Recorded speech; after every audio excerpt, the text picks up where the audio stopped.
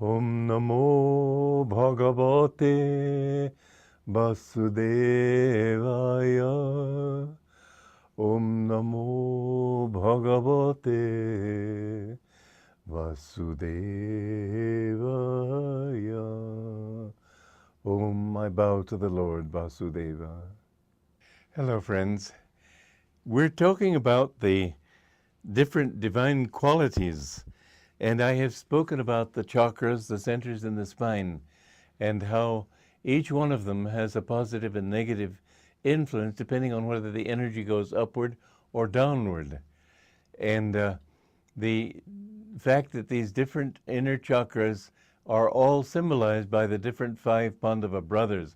All of the names in that first chapter of the Bhagavad Gita is not just a category of warriors the way most people think of it. Each one stands for an important mental tendency. So Duryodhana, material desire, is asking what there is on the opposite side. He's anxious because he's seeing all these powerful enemies on his side. He wants to bring the ego down into material desire. And these are ranged against him, saying that only inner peace and dispassion and forgiveness and all these higher qualities are going to give the soul comfort. Well, Duryodhana is very anxious about this because he doesn't want to. Satan is a real power within you. It's not some outer force. And this power doesn't like you to be too good. Most people, in fact, I think they think this way. How bad can I be and get away with it? Anyway, see those mighty heroes, bowmen as great as Bhima. Bhima, as I said, is the heart chakra, and it's the power to uplift the bodily energy. Until you can have the heart quality opened, until you can feel the heart's natural love. My guru's guru, Swami Kriyananda, said you can't take a step on the path. Don't think that the path is just for armchair travelers.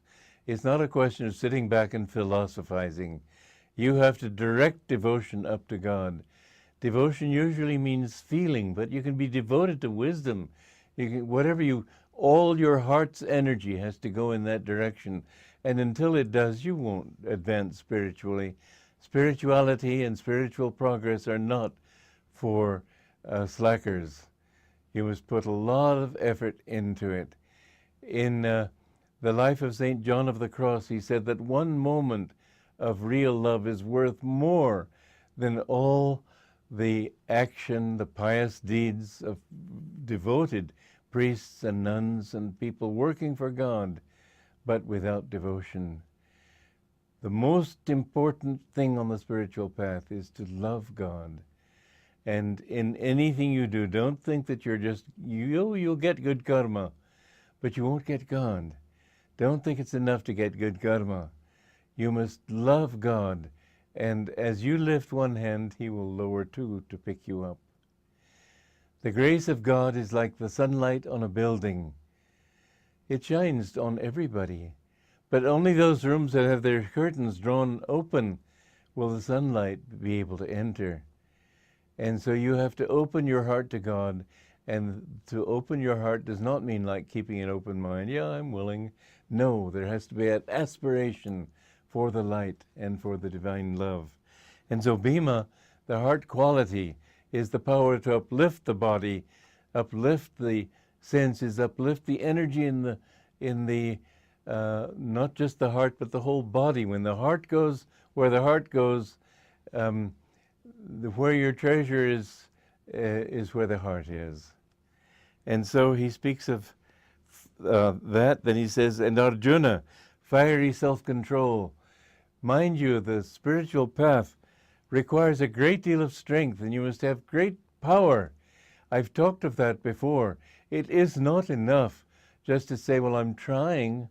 No, don't try. Do the right thing. Until you can do it with all your willpower, God won't be satisfied if you just mean well.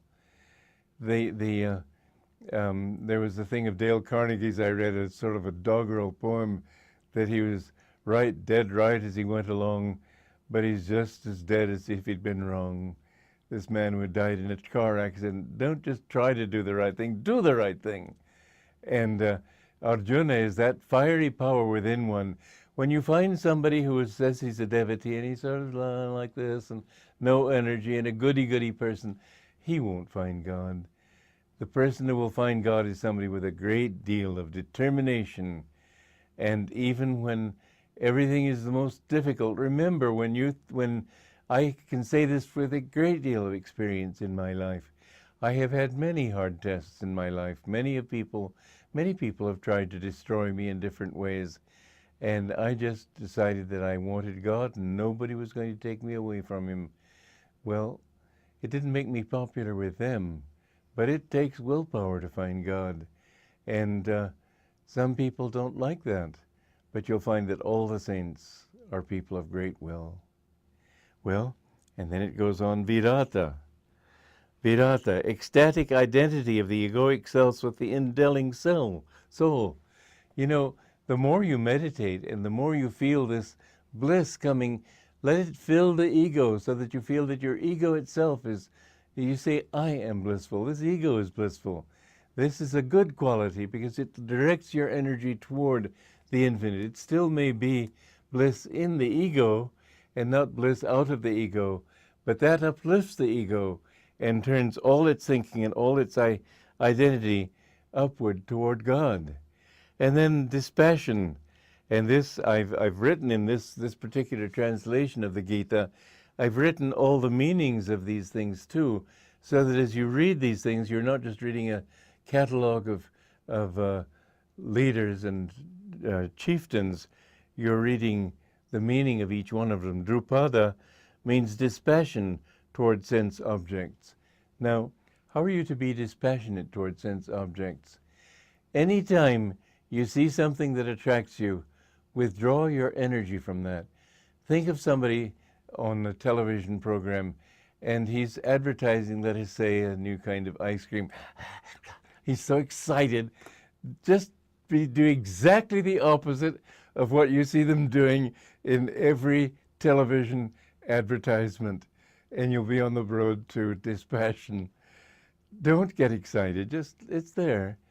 But understand this simple truth. When you see something beautiful, your ability to appreciate that beauty is not there, it's here.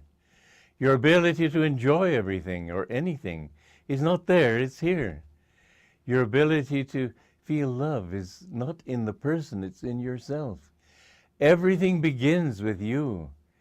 And to develop dispassion means to be able to look at the objects of pleasure, the objects of this world, and withdraw the energy. Some yogis teach to enjoy, but discriminate where that enjoyment is being felt. That's a dangerous path, but it works if you've got no choice because your habits force you into doing the wrong thing. Then at least discriminate and say, see that my joy is not in this. My joy is still here. You will feel joy in the wrong action, but remember that joy is from your own reaction to it. It always begins in your own mind. There's nothing in the senses. Everything is dead out there. The sunset, there's no life in the sunset. But when you love the beauty of it, your enjoyment of it comes from inside. A turtle could look at that same sunset and not think anything. A turtle could look at a beautiful painting of, let's say, a Van Gogh. I'm showing off, because the real pronunciation of Van Gogh is Van Gogh. Anyway, the turtle could look at this painting and just wonder if it was good to eat. So the thing that we must understand is that always it comes from our capacity. Dispassion means to look at things and say, no, that's not where my happiness is. That's not what I'm looking for. I'm looking for the divine fulfillment. So these are the meanings of this particular passage. Mighty charioteers, controllers of the senses, all. And the charioteer finally, with his reins and the 5 horses, he is the mind, the charioteer of the mind, guiding the horses of the senses in this world. Joy to you.